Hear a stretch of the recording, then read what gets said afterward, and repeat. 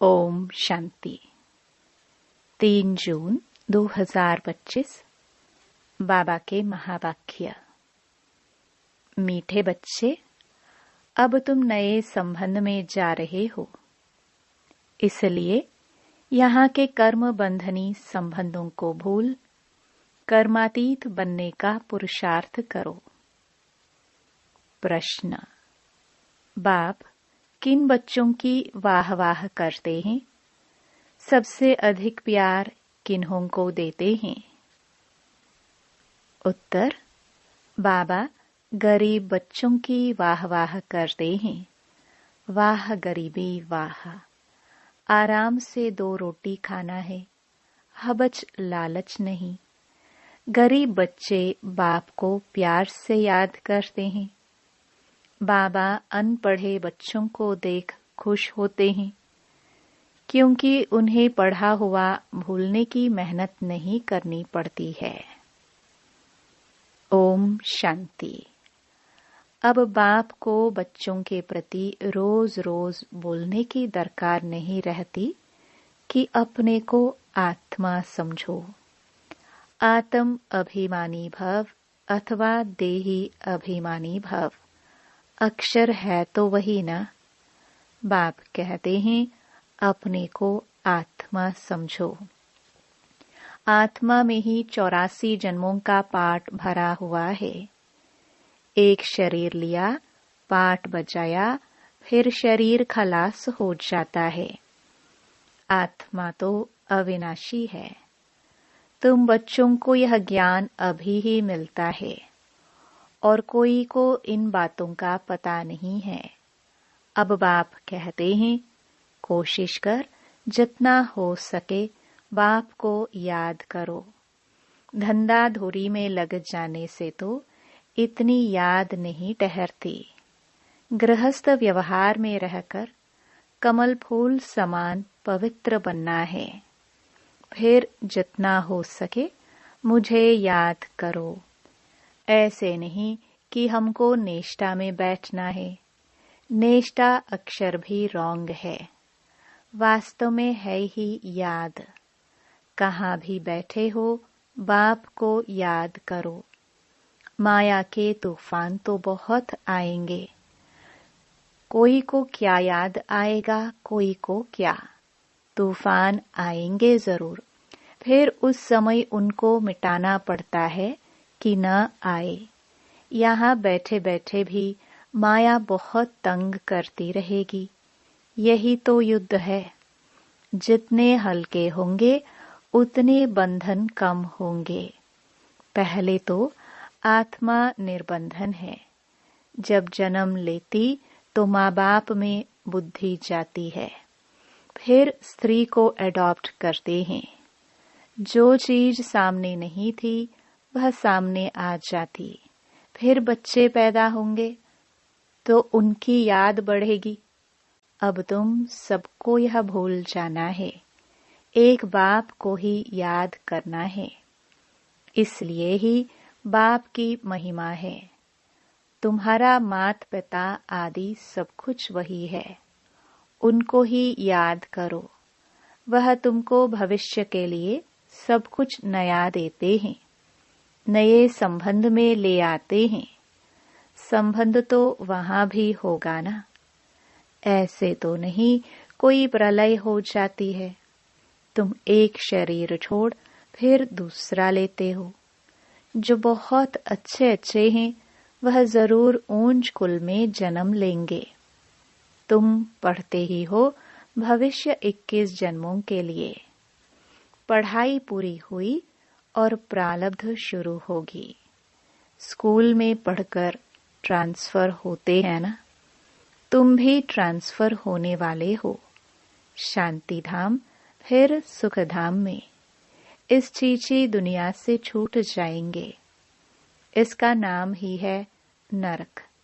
सतयुग को कहा जाता है स्वर्ग। यहाँ मनुष्य कितने घोर अंधियारे में हैं। धनवान जो हैं वह समझते हैं हमारे लिए यहाँ ही स्वर्ग है। स्वर्ग होता ही है नई दुनिया में। यह पुरानी दुनिया तो विनाश हो जानी है। जो कर्मातीत अवस्था वाले होंगे वह कोई धर्मराजपुरी में सजाए थोड़ी भोगेंगे। स्वर्ग में तो सजा होगी ही नहीं। वहां गर्भ भी महल रहता है, कोई दुख की बात नहीं। यहाँ तो गर्भ जेल है जो सजाए खाते रहते हैं। तुम कितना बार स्वर्गवासी बनते हो, यह याद करो तो भी सारा चक्कर याद रहे। एक ही बात लाखों रुपए की है। यह भूल जाने से, देह अभिमान में आने से माया नुकसान करती है। यही मेहनत है। मेहनत बिगर ऊंच पद नहीं पा सकते। बाबा को कहते हैं, बाबा हम अनपढ़े हैं, कुछ नहीं जानते। बाबा तो खुश होते हैं, क्योंकि यहाँ तो पढ़ा हुआ सब भूलना है। यह तो थोड़े टाइम के लिए, शरीर निर्वाह आदि के लिए पढ़ना है। जानते हो ना, यह सब खलास होने का है। जितना हो सके बाप को याद करना है और रोटी टुकड़ा खुशी से खाना है। वाह गरीबी इस समय की, आराम से रोटी टुकड़ खाना है, हबच नहीं। आजकल अनाज मिलता कहाँ है? चीनी आदि भी धीरे धीरे करके मिलेगी ही नहीं। ऐसे नहीं तुम ईश्वरीय सर्विस करते हो तो तुमको गवर्नमेंट दे देगी। वह तो कुछ भी जानते नहीं। हाँ, बच्चों को कहा जाता है, गवर्नमेंट को समझाओ कि हम सब मिलकर माँ बाप के पास जाते हैं। उन्हों को बच्चों के लिए टोली भेजनी होती है। यहाँ तो साफ कह देते कि है ही नहीं, लाचारी थोड़ी दे देते हैं। जैसे फकीर लोगों को कोई साहूकार होगा तो मुट्ठी भरकर दे देगा, गरीब होगा तो थोड़ा बहुत दे देगा। चीनी आदि आ सकती है, परंतु बच्चों का योग कम हो जाता है। याद न रहने कारण, देह अभिमान में आने के कारण कोई काम हो नहीं सकता। यह काम पढ़ाई से इतना नहीं होगा जितना योग से होगा। यह बहुत कम है। माया याद को उड़ा देती है, रुस्तुम को और ही अच्छी रीति पकड़ती है। अच्छे अच्छे फर्स्ट क्लास बच्चों पर भी ग्रहचारी बैठती है। ग्रहचारी बैठने का मुख्य कारण योग की कमी है। ग्रहचारी के कारण ही नाम रूप में फंस मरते हैं। यह बड़ी मंजिल है। अगर सच्ची मंजिल पानी है तो याद में रहना पड़े। बाप कहते हैं, ध्यान से भी ज्ञान अच्छा, ज्ञान से याद अच्छी। ध्यान में जाते जाने से माया के भूतों की प्रवेशता हो जाती है। ऐसे बहुत हैं जो फालतू ध्यान में जाते हैं, क्या क्या बोलते हैं, उन पर विश्वास नहीं करना। ज्ञान तो बाबा की मुरली में मिलता रहता है। बाप खबरदार करते रहते हैं, ध्यान कोई काम का नहीं है। बहुत माया की प्रवेशता हो जाती है, अहंकार आ जाता है। ज्ञान तो सबको मिलता रहता है। ज्ञान देने वाला शिव बाबा है। मम्मा को भी यहाँ से ज्ञान मिलता था ना, उनको भी कहेंगे मन मना भव। बाप को याद करो, दैवी गुण धारण करो। अपने को देखना है, हम दैवी गुण धारण करते हैं। यहाँ ही दैवी गुण धारण करने हैं। कोई को देखो अभी फर्स्ट क्लास अवस्था है, खुशी से काम करते, घंटे के बाद क्रोध का भूत आया, खत्म। फिर स्मृति आती है, यह तो हमने भूल की, फिर सुधर जाते हैं। घड़ी घड़ी के घड़ियाल बाबा पास बहुत हैं। अभी देखो बड़े मीठे। बाबा कहेंगे, ऐसे बच्चों पर तो कुर्बान जाऊं। घंटे बाद फिर कोई ना कोई बात में बिगड़ पड़ते। क्रोध आया, सारी की कमाई खत्म हो गई। अभी अभी कमाई, अभी अभी घाटा हो जाता। सारा मदार याद पर ही है। ज्ञान तो बड़ा सहज है, छोटा बच्चा भी समझा ले, परंतु मैं जो हूं, जैसा हूं, यथार्थ रीति जाने, अपने को आत्मा समझे। इस रीति छोटे बच्चे थोड़े ही याद कर सकेंगे। मनुष्यों को मरने समय कहा जाता है, भगवान को याद करो, परंतु याद कर न सके, क्योंकि यथार्थ कोई भी जानते नहीं है। कोई भी वापस जा नहीं सकते, न वे कर्म विनाश होते हैं। परंपरा से ऋषि मुनि आदि सब कहते आए कि रचता और रचना को हम नहीं जानते। वह तो फिर भी सतोगुणी थे। आज के तमो प्रधान बुद्धि फिर कैसे जान सकते। बाप कहते हैं, यह लक्ष्मी नारायण भी नहीं जानते, राजा रानी ही नहीं जानते, तो फिर प्रजा कैसे जानेंगी। कोई भी नहीं जानते। अभी सिर्फ तुम बच्चे ही जानते हो। तुम्हारे में भी कोई है जो यथार्थ रीति जानते हैं। कहते हैं बाबा घड़ी घड़ी भूल जाते हैं। बाप कहते हैं, कहाँ भी जाओ, सिर्फ बाप को याद करो, बड़ी भारी कमाई है। तुम 21 जन्मों के लिए निरोगी बनते हो। ऐसे बाप को अंतर्मुख हो याद करना चाहिए ना, परंतु माया भुलाकर तूफान में ला देती है। इसमें अंतर्मुख हो विचार सागर मंथन करना है। विचार सागर मंथन करने की बात भी अभी की है। यह है पुरुषोत्तम बनने का संगम युग। यह भी वंडर है। तुम बच्चों ने देखा है, एक ही घर में तुम कहते हो हम संगम युगी हैं, और हाफ पार्टनर व बच्चा आदि कलयुगी है। कितना फर्क है। बड़ी महीन बात बाप समझाते हैं। घर में रहते हुए भी बुद्धि में है कि हम फूल बनने के लिए पुरुषार्थ कर रहे हैं। यह है अनुभव की बातें। प्रैक्टिकल में मेहनत करनी है। याद की ही मेहनत है। एक ही घर में एक हंस तो दूसरा बगुला। फिर कोई बड़े फर्स्ट क्लास होते हैं, कभी विकार का ख्याल भी नहीं आता है। साथ में रहते भी पवित्र रहते हैं, हिम्मत दिखाते हैं, तो उन्हें कितना ऊंच पद मिलेगा। ऐसे भी बच्चे हैं ना। कई तो देखो विकार के लिए कितना मारते झगड़ा करते हैं। अवस्था वह होनी चाहिए जो संकल्प में भी कभी अपवित्र बनने का ख्याल न आए। बाप हर प्रकार से राय देते रहते हैं। तुम जानते हो, श्री श्री की मत से हम श्री लक्ष्मी श्री नारायण बनते हैं। श्री माना ही श्रेष्ठ। सतयुग में है नंबर 1 श्रेष्ठ।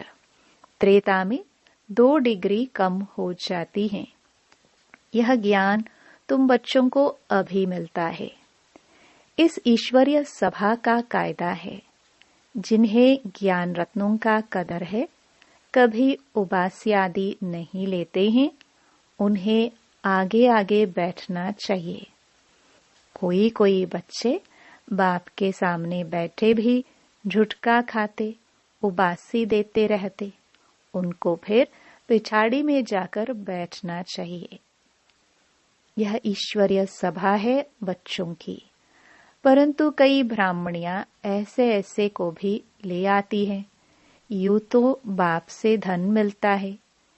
एक एक वर्जन लाखों रुपए का है।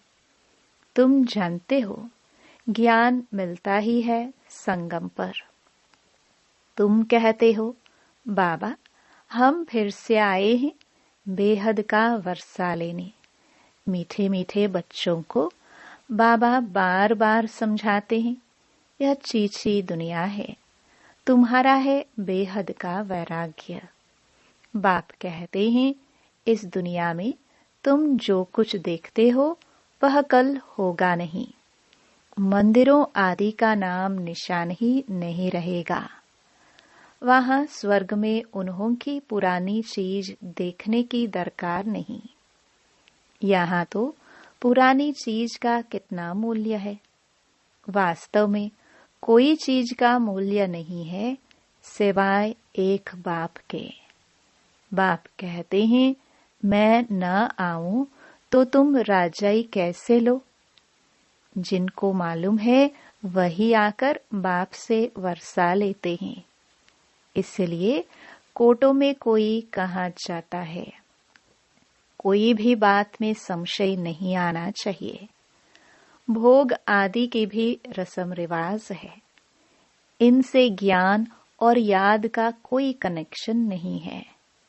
और कोई बात से तुम्हारा तैल्लुक नहीं। सिर्फ दो बातें हैं, अलफ और बे। बादशाही अलफ भगवान को कहा जाता है। अंगुली से भी ऐसे इशारा करते हैं ना, आत्मा इशारा करती है ना। बाप कहते हैं, भक्ति मार्ग में तुम मुझे याद करते हो, तुम सब मेरे आशिक हो। यह भी जानते हो बाबा कल्प कल्प आकर सब मनुष्य मात्र को दुख से छुड़ाए शांति और सुख देते हैं। तब बाबा ने कहा था कि सिर्फ यह बोर्ड लिख दो कि विश्व में शांति बेहद का बाप कैसे स्थापन कर रहे हैं, सो आकर समझो। 1 सेकंड में विश्व का मालिक 21 जन्म के लिए बनना है तो आकर समझो। घर में बोर्ड लगा दो, 3 पैर पृथ्वी पर तुम बड़े से बड़ी हॉस्पिटल यूनिवर्सिटी खोल सकते हो। याद से 21 जन्म लिए निरोगी और पढ़ाई से स्वर्ग की बादशाही मिल जाती है। प्रजा भी कहेंगी कि हम स्वर्ग के मालिक हैं। आज मनुष्यों को लज्जा आती है क्योंकि नरकवासी हैं। खुद कहते हैं, हमारा बाप स्वर्गवासी हुआ तो नरकवासी होना। जब मरेंगे तो स्वर्ग में जाएंगे। कितनी सहज बात है। अच्छा काम करने वाले के लिए खास कहते हैं, यह बहुत महादानी था। यह स्वर्ग गया, परंतु जाता कोई भी नहीं है। नाटक जब पूरा होता है तो सभी स्टेज पर आकर खड़े होते हैं। यह लड़ाई भी तब लगेगी जब सभी एक्टर्स यहाँ आ जाएंगे, फिर लौटेंगे। शिव की बारात कहते हैं ना, शिव बाबा के साथ सभी आत्माएं जाएंगी। मूल बात, अभी 84 जन्म पूरे हुए। अब इस जूती को छोड़ना है। जैसे सर्प पुरानी खाल छोड़ नई लेते हैं, तुम नई खाल सतयुग में लेंगे। श्री कृष्ण कितना खूबसूरत है, कितनी उसमें कशिश है। फर्स्ट क्लास शरीर है, ऐसे हम लेंगे। कहते हैं ना, हम तो नारायण बनेंगे। यह तो सड़ी हुई छीछी खल है। यह हम छोड़कर जाएंगे नई दुनिया में। यह याद करते खुशी क्यों नहीं होती जब कहते हो हम नर से नारायण बनते हैं। इस सत्य नारायण की कथा को अच्छी रीति समझो। जो कहते हो वह करके दिखाओ। कहनी करनी एक चाहिए। धंधा आदि भी भल करो। बाप कहते हैं, हाथों से काम करो, दिल बाप की याद में रहे। जितनी जितनी धारणा करेंगे उतना तुम्हारे पास नॉलेज की वैल्यू होती जाएगी। नॉलेज की धारणा से तुम कितना धनवान बनते हो, यह है रूहानी नॉलेज। तुम आत्मा हो, आत्मा ही शरीर से बोलती है, आत्मा ही ज्ञान देती है, आत्मा ही धारण करती है। अच्छा, मीठे मीठे सिखिलदे बच्चों प्रति मात पिता बाप दादा का याद प्यार और गुड मॉर्निंग। रूहानी बाप की रूहानी बच्चों को नमस्ते। धारणा के लिए मुख्य सार। पहला, इस पुरानी दुनिया की पुरानी चीजों को देखते हुए भी नहीं देखना है। नर से नारायण बनने के लिए कहनी करनी एक समान बनानी है। दूसरा, अविनाशी ज्ञान रत्नों का कदर रखना है। यह बहुत बड़ी कमाई है।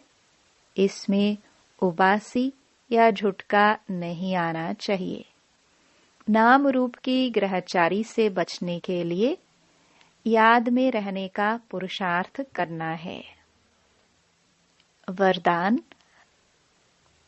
बाप की छत्र छाया के नीचे नाजुक परिस्थितियों में भी कमल पुष्प समान न्यारे और प्यारे भव।